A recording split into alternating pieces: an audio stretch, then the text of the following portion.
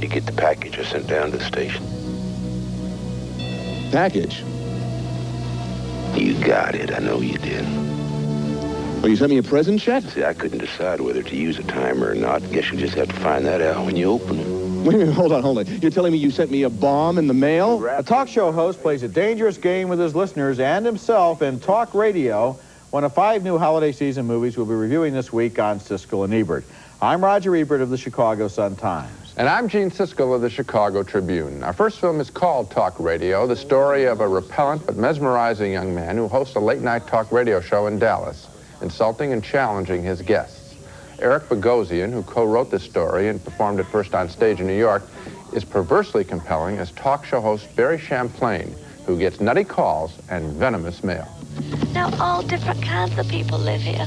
Foreigners, people with accents. Are they clean? Are they sanitary? Why didn't you ask one of them? Well, sure, that would be a nice idea to just go to somebody's house and knock on their door. But what if a serial murderer lived there? What if Ted Bundy lived there? What if he was just sitting on the side watching television, eating potato chips, and I came to the door? Why, you just come right on in here, Denise, he'd say. Barry is also confrontational with his boss, Alec Baldwin, who wants to tone down Barry and make his show a national talk fest. What do you think you're doing in here? Changing the world? This is a talk show, Barry, and you are a talk show host. Alan does the drive time, Jerry does the home handyman stuff, Sheila does the shrink stuff, Sid does the financial stuff, and you hang up on people. That's your job.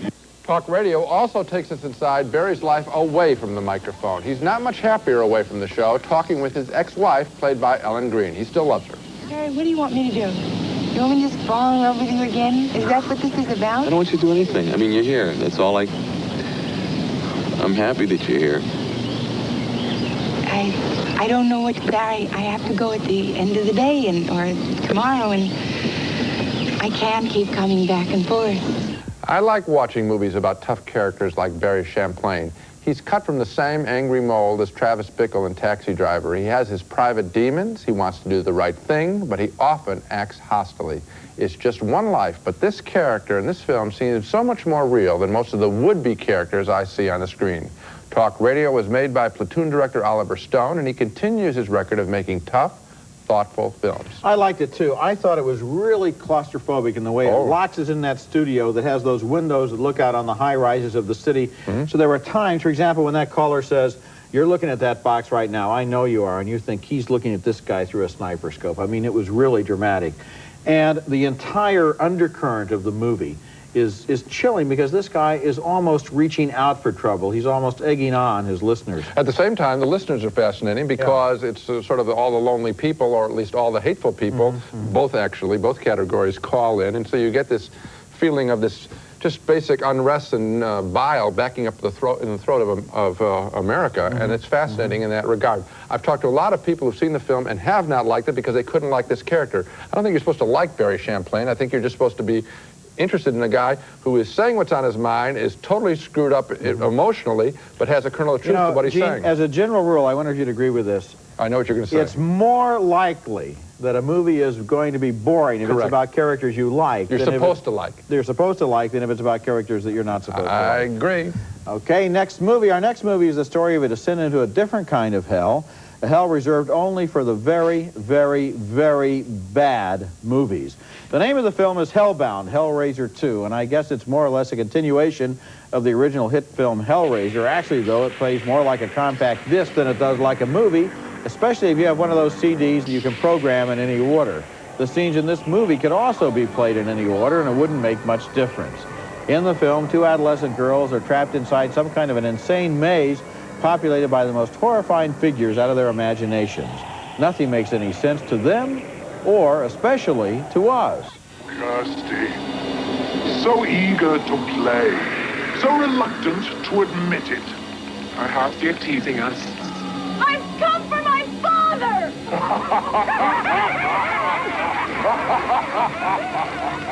But he is in his own hell, child. Throughout the movie, bizarre characters appear and disappear more or less at random, just as they would in a dream. It wanted souls, and I brought you. The nightmares seem connected to a sort of supernatural Rubik's Cube, which, when you twist it the wrong way, sends you on a toboggan slide into hell.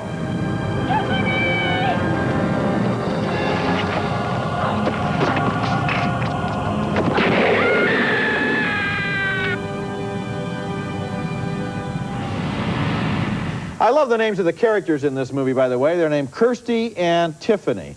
I love them because this is another one of those movies where they say the names way too often, over and over again.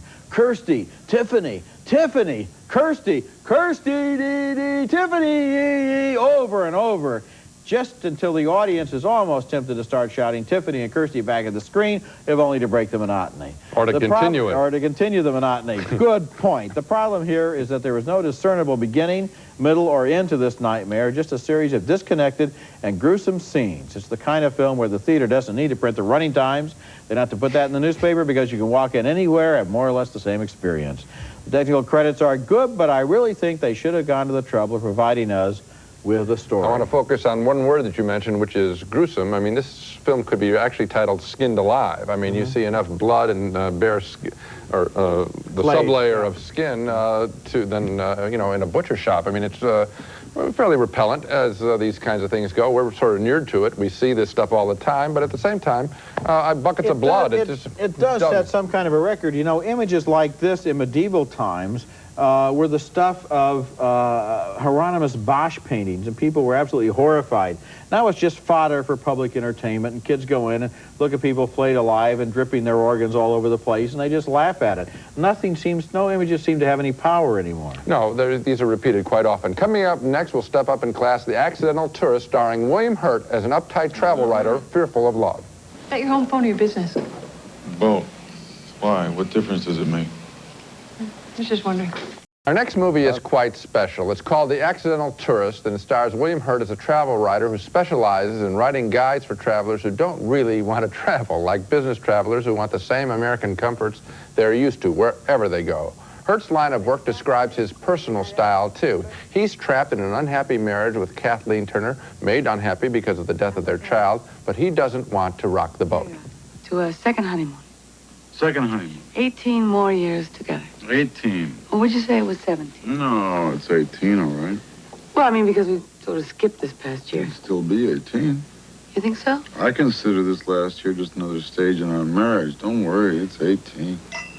Into his life, a little wackiness falls in the form of an eccentric dog trainer played by Gina Davis from The Fly. She's aggressive, as Hurt is hesitant. I could train him in no time not to bite other people. You think about it and give me a call, Muriel. Remember? Muriel Pritchett. Let me give you my card. Oh, well, I'll bear that in mind. Thank you very much. Or just call for no reason. Call and talk. Talk? Sure. Talk about Edward, his problems. Talk about anything. Pick up the phone and just talk. This movie alternates between emotional pain and amusing quirkiness, such as William Hurt's oddball siblings, who also live in an uptight manner. Now I need M's or N's. Anything starting with those. And how about these noodles? N for noodles. P for pasta? E for elbow macaroni. You might have passed those up earlier, Porter. Rose. Rose. It seems Edward's given me a little sort of nip. Oh, me? How did it happen? Well, it was an accident, that's all, but I think I need an antiseptic. You need a tetanus shot, too. You need to get rid of that dog. He didn't mean any harm. Takes your hand off at the elbow and he means no harm?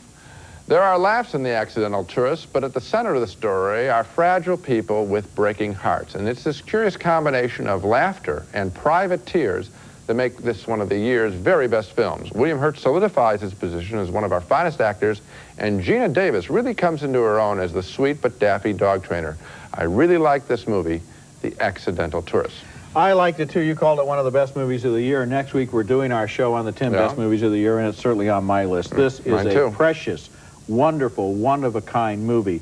A masterpiece of tone. It was directed by Lawrence Kasdan, who also directed Hurt in Body Heat and The Big Chill. He understands this actor in the way that he can do so much with so little. Here's a guy who's all closed into himself, and during the course of the movie, ever so excruciatingly slowly, he's able to start living his life again. And the funny thing is that all of that sadness and all of that pain is told in a movie where half of the time you're laughing. That's what I can't understand, is how it could be so sad and so funny at the same time. Well, actually, I was more saddened by the film than I was laughing at it, because my heart was really breaking for the William Hurt character. You can see, in his very special way, the pain that's inside this guy. And also in Kathleen Turner's role. She's getting, I think, second billing in the film, and hers is a smaller part. It's Gina Davis who provides the life and the wackiness of this picture, and it's a wonderful comic performance that she throws up on the screen. And again, these are fascinating characters. The balance between people that are living controlled lives when they want to break loose. I mean, it really, this film gets to you emotionally. It's a film for grown-ups. You know, it reminded me a little bit, in a very strange way, of Terms of Endearment, another movie that was funny and also very truthful at the same time. This one is actually a little harder biting. That's a more full-throated picture, Terms of Endearment. Good film. Coming up next, James Woods stars in The Boost, the story of a life in the fast lane and a head-on collision with cocaine. Tell me what to do.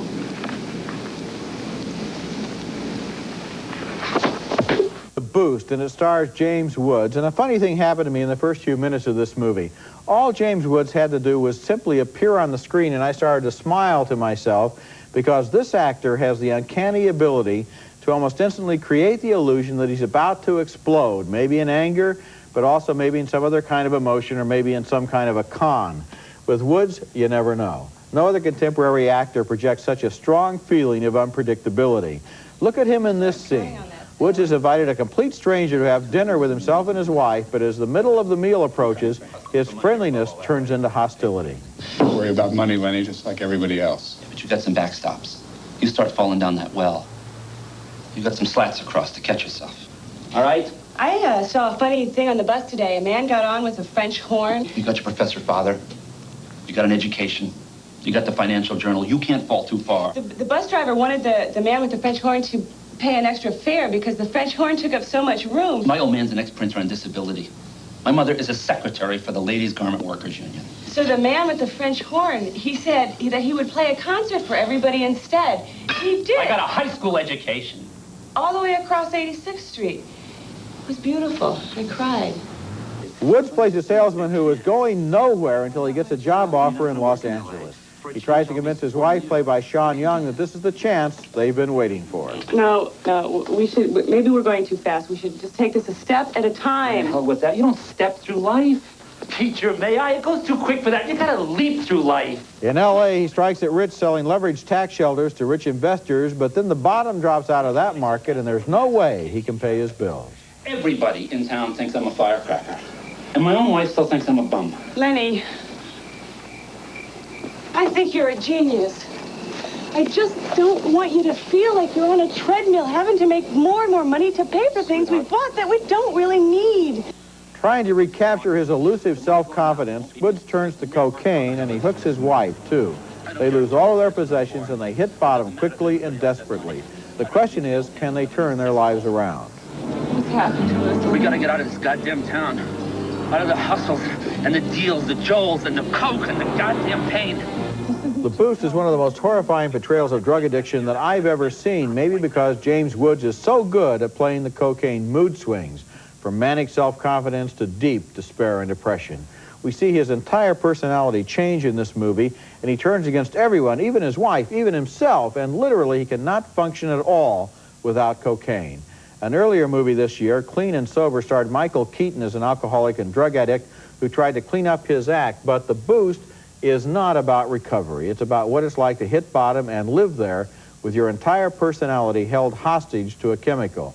James Woods is the ideal actor for this role because he gives it such an urgency, such an intensity that we can almost physically feel his restlessness and his unhappiness. And Sean Young is very effective, too, as a wife who also experiments with self-destruction, but simply cannot keep pace with the personal hell created by your husband. Well, Roger, I would say that I agree with you for about the first two-thirds of the movie. When there is the setup of James Woods, and I have the same feeling for him as an actor. We've discussed him many times and how good he is. The beginning of this movie, the setup and his preparation for the cocaine swing, I thought was fascinating. There's a great performance by Stephen Hill as the older real estate salesman, tax shelter salesman, who lures him from New York to L.A. for the good times. And this guy turns out to be a lot more smart about controlling one's life and recognizing that things will ebb and flow in any kind of business. He's sort of father to this guy, and then, of course, Woods turns on him when things bust out, and then Woods' life busts apart. At that point, I found the film predictable, and I hate to say that because Woods is so good, but I thought that the descent into cocaine I had seen before. Gene, the problem is the descent into cocaine is predictable. It is predictable. There is no way to make it unpredictable because for people like that, once they start, it's straight downhill, and they're looking up all the way because the cocaine tells them it's great all the way down. Yes, but Roger, even you said in your review that this was the best example of this that you had ever seen. So you're finding gradations in the way it's portrayed, and I'm telling you, this isn't the best that I've ever seen. What is the best? Nothing comes to mind. I'll tell you that Clean and Sober, to me, was a more interesting film about drug addiction, but on the point of this being the best, no. I thought this was of a piece, of the same kind. I think it's a very good movie. Coming up next, the story of a little boy who has to defend himself and his father in a strange, tough land. That's why they call him Pelle the Conqueror. Our next film is called Pelle the Conqueror, the grand prize winner at this year's Cannes Film Festival, starring Max von Sydow as a Swedish farmer who in the 19th century takes his son to Denmark in search of a better life. But instead of finding an easy life, they end up working for a dishonest landowner. The living conditions are extremely primitive, and the boy is subject to abuse from other youngsters working on the estate, in part because he's Swedish and a crude foreigner to the Danes.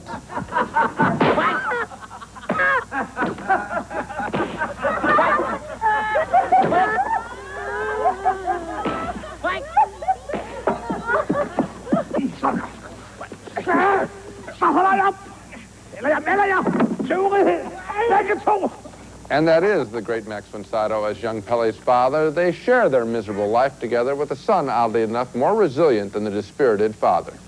Jag har den äran. Gud välsigne dig.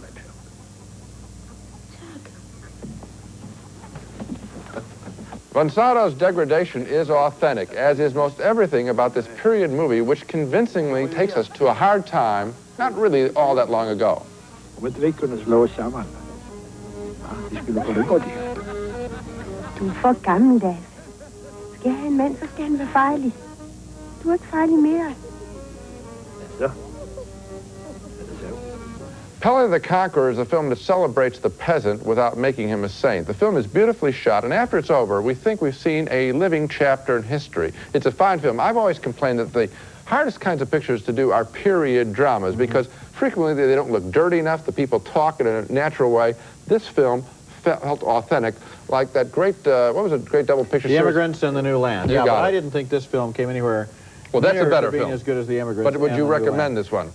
You know, it's a real close call for me. I'm not sure I would, and I'll tell you why. For the same reason that you didn't like The Boost. This movie was really predictable from beginning to end. I mean, once every character is set up, you know more or less what's going to happen to them. We've seen these kinds of pictures before in which little boys grow up in ways that are sometimes painful because of the evil adults in their lives and so forth. It's kind of Dickinsonian. And I don't know, it just seemed to me as if it was moving very slowly and it took a very long time to get to the end. Max von Sydow was terrific in the role, but I wasn't really challenged to get involved and engaged in What the about the movie. look of the picture? Had you seen the picture? The picture looked great.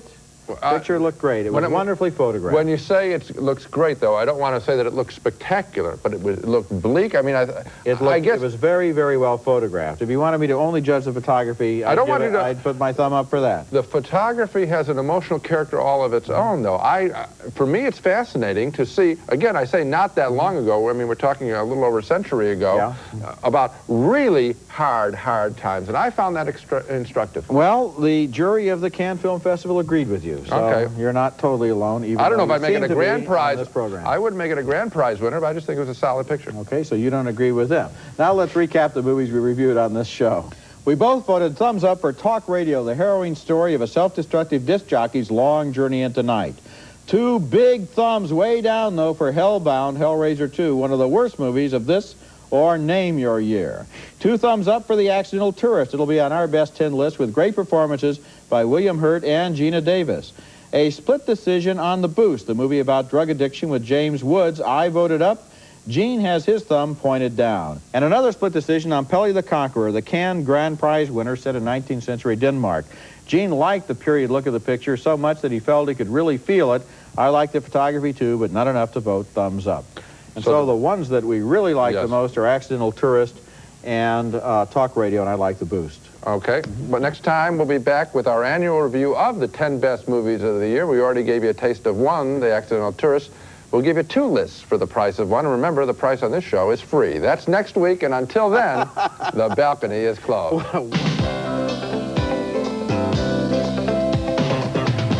Raisinets and Goobers are playing everywhere, starring plump, juicy raisins and great golden peanuts. Both now feature creamy Nestle milk chocolate. After work or after workout, Daisy Turbo Spa combines powerful water massage and tingling aeration to turn your tub into a personal whirlpool. Travel Savers, the nation's leading chain of independent travel agencies. Consult your yellow pages for the Travel Savers agency nearest you. Ask for our specially priced cruises. Travel Savers. Tap-in SureCook Space Saver microwave is perfect for kitchens where space is at a premium. Tap and Touch solid-state controls and automatic temperature probe furnished by Tap-in.